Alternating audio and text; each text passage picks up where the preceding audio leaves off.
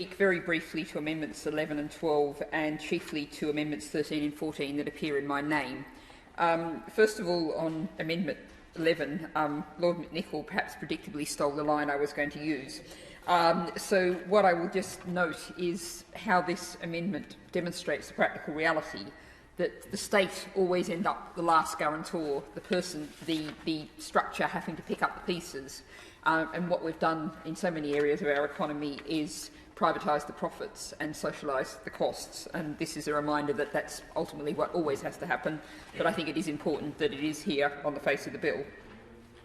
On Amendment 12, I think it's interesting that Lord Ravensdale and I can agree on this, but the whole question of whether nuclear can be in the UK green taxonomy is something I'm sure we will continue to debate on another day, just as I will with the Noble Lord the Minister about intermittency, but aware of the time on a Thursday afternoon, I shall spare everyone venturing in that direction. What I do want to do, however, in speaking to my Amendments 13 and 14, which would prevent the financing being made available to nuclear companies until a plan exists for the safe treatment and disposal of the nuclear waste generated. Now, at committee stage, the Noble Lady Baroness Worthington suggested that this was a, quote, wrecking amendment. Well, I would say no, this is a precautionary amendment. You don't start something until you know how you're going to finish it off. And that's something when we think about our existing nuclear plants and the huge, and previous nuclear plants, and the huge decommissioning costs that our society is now bearing today, we really wish that people in the past had applied that principle, which they didn't, without thinking about what was happening with decommissioning, and now we bear the costs.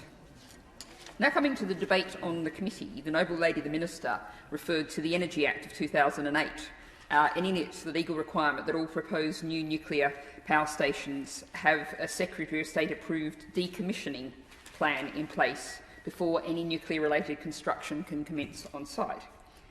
Now, I would put it to the Noble Lady the Minister, and I'd be interested in her comments, that decommissioning surely has to include dealing with the waste, including higher-level waste, which, as the Noble Lady again said in committee, is the waste that has to be treated and stored safely until there is a geological disposal facility available. Now, we had considerable discussion about geological disposal facilities at committee, and there we've spoken to, and the Noble Lord the Minister had written to me that about the 3 proposed sites in Cumbria and the one in Lincolnshire. Now, I said again extensively at committee, and I won't repeat it now, just how resistant Cumbria was the last time there was an attempt to put a geological disposal facility there, and I see no reason to think that there won't be the same reaction this time as there was last time. But I think it's interesting if we look at what's happened at Threadlethorpe in Lincolnshire, and there's a really valuable local report from Lincolnshire Live which reminds us of the importance of local media in helping people to know what's happening, and it's tragic that so much of that's been lost, as an aside.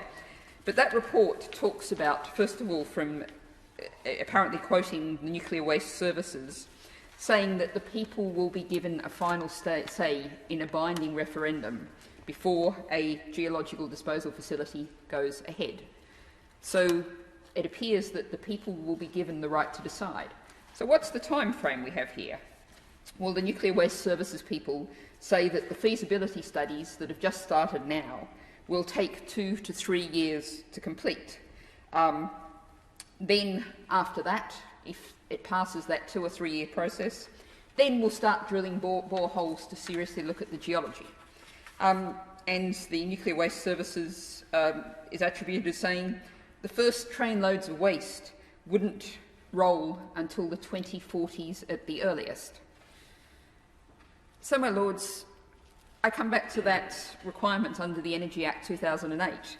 If we don't have a plan for decommissioning, which has to involve geological disposal facility, if this is something that's going to take a decade or more, how can we possibly go forward? And what we're talking about here is putting the money in. How can we put the money in without, it would appear, a legal route forward? So, my Lords, I feel like I probably should say at this point, I'm aware of the time on a Thursday afternoon, and anyone who's thinking about their train, I have no intention of moving these amendments this afternoon for the avoidance of doubt. I can well count on, I'm well aware of the position of the largest opposition party, so I know where that vote would end up.